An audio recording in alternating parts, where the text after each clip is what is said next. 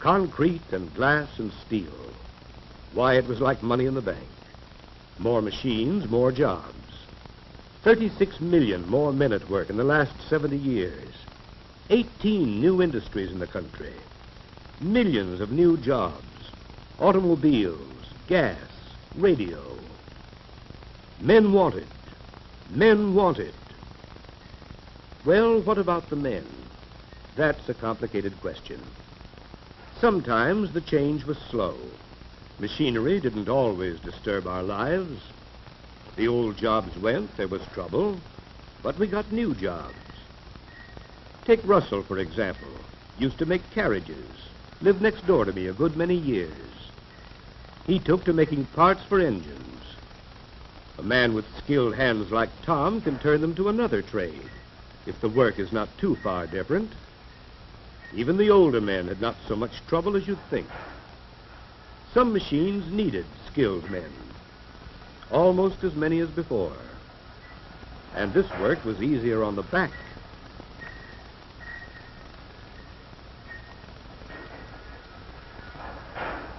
Or Bill Johansson. Used to be a brakeman on the railroad that ran from the junction across to our town.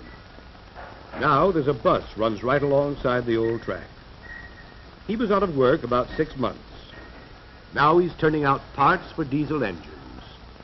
Same engines that helped put him out of his job. And that's the way it was.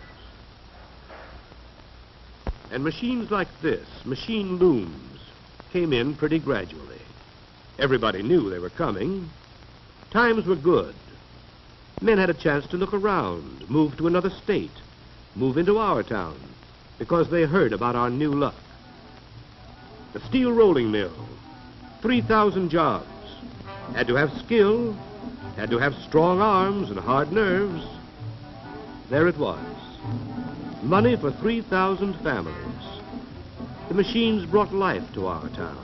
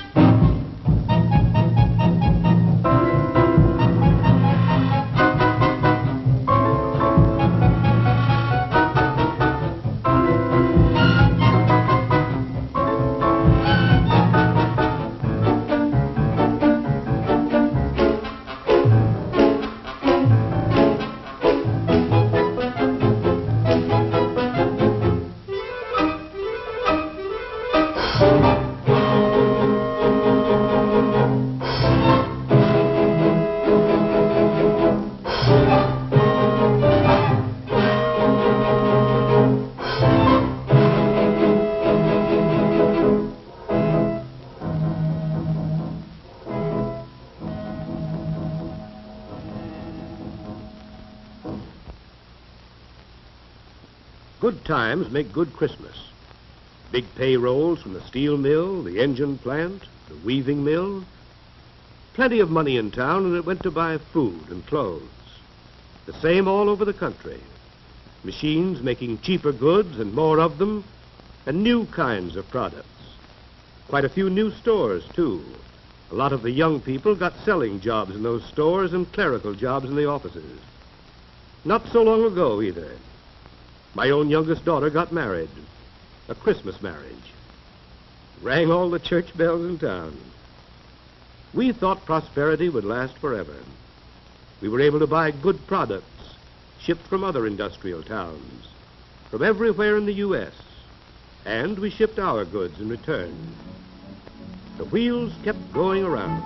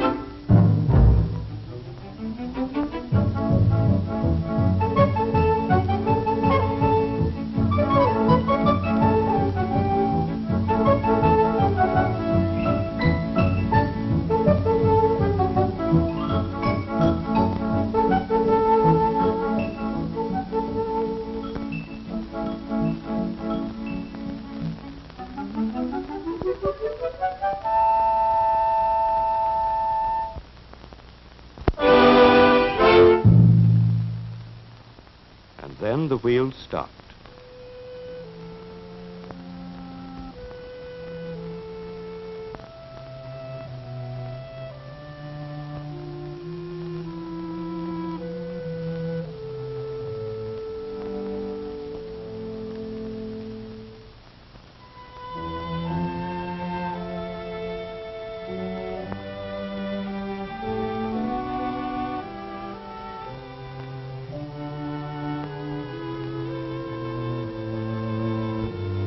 We thought prosperity would last forever. Now it was over. We hoped it would return. But the machines were idle a long time. So were the men. It wasn't the fault of the machines. We can't blame them for depression. In fact, machines had often created jobs. But now there was depression. I never thought I'd see it. Snow on those rollers, 2/3 of the town on relief. Then when recovery began, when there were orders for steel again, the old mill stayed shut. The years had brought a new method, a new machine, automatic high-speed strip mill. For every 30 men who worked before, now there is one. No more strain on the back and shoulders. No more work for 3,000 families. Automatic, high speed, powerful, accurate, never gets tired, never gets sick.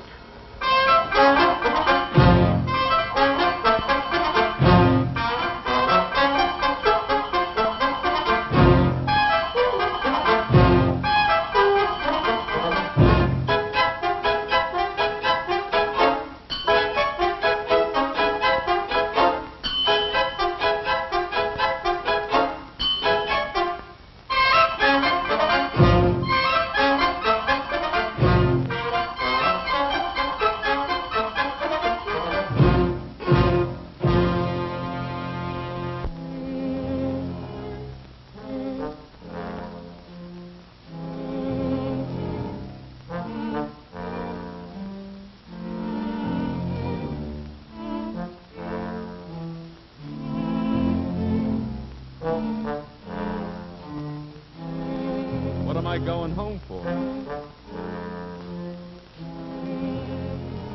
What the devil am I going home for? Just to walk in the door and say, no job again? Is that what for? There he is, the old South. He used to have a job. Mrs. Kavanke and Jack Kavanke way out in Pittsburgh, trying to land a job there. Well, I'm here. I'm trying to keep the home together here. Home.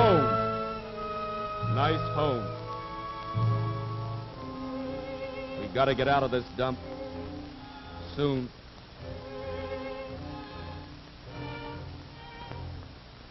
Pete and Joe, we used to hang around together, working at the mill. And now I can't stand to look at their faces. They're thinking, and I'm thinking, when is that mill gonna open again? When do we work? There's nothing wrong with me. I can still work. I'm okay. Walk in the door, tell her the same old thing, tell her that again, see that look in her eyes again. I don't want to go home. What am I going home for? What the devil am I going home for? For me, I'm a kid, 60 cents. For his lunch, another 25 cents, that makes 85, then there's milk for the baby.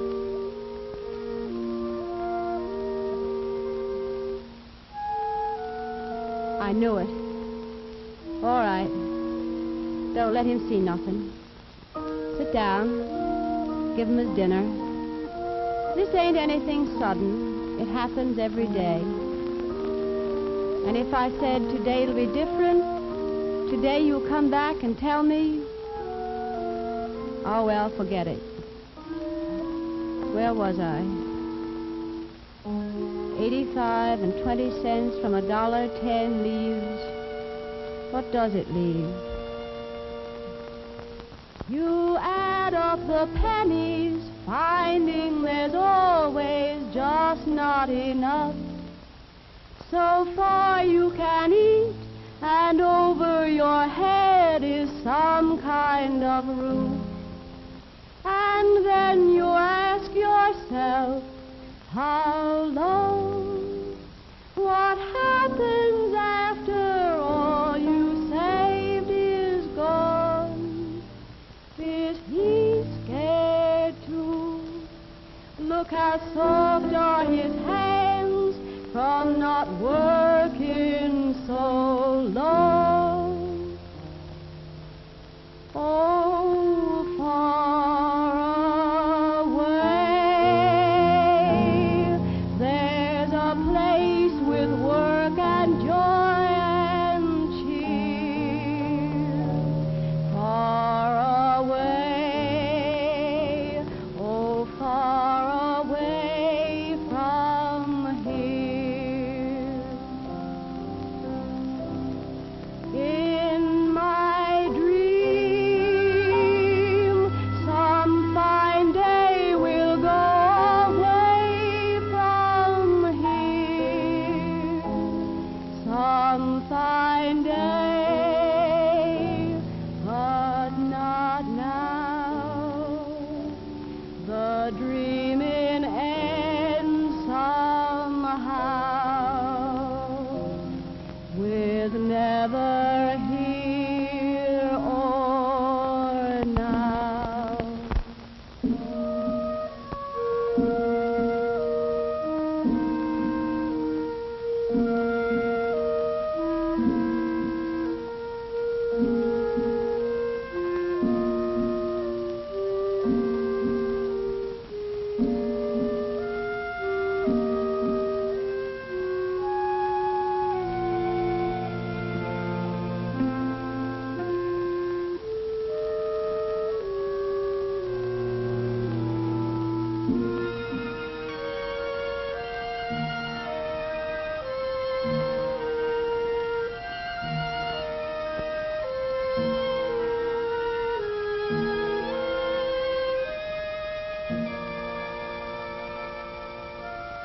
I hear that they tell you we're living in a wonderful age. The age of machines and gadgets and things. An age to wonder at. All right? I'm wondering how much You can't do no more than try.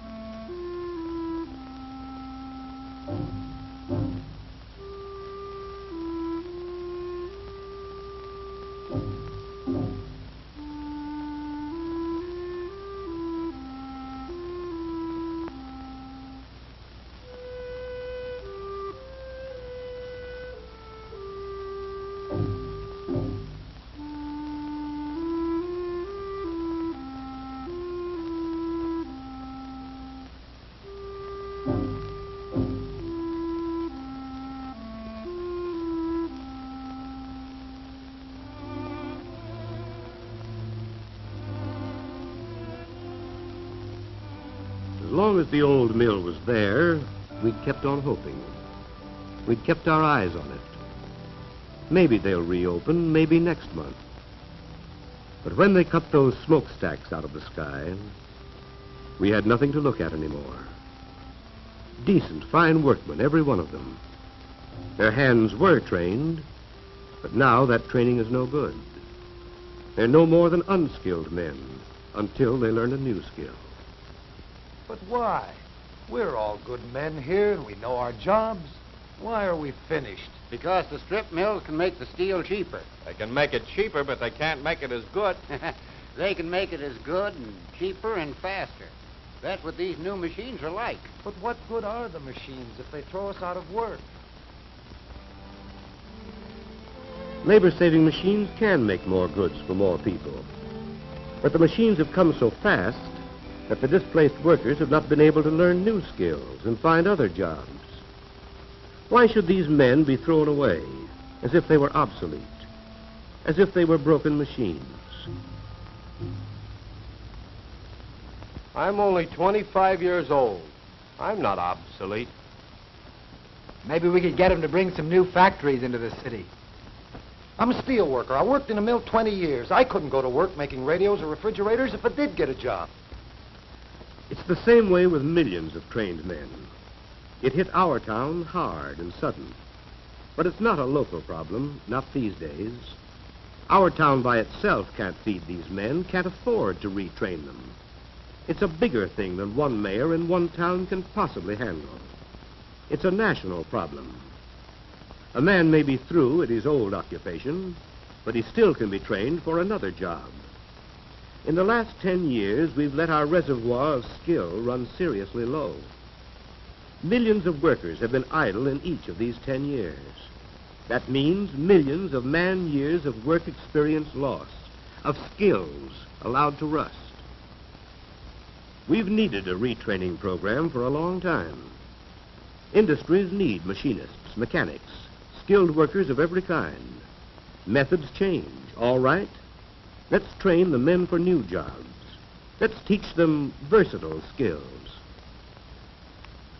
It's taken an emergency to get us started on a nationwide scale.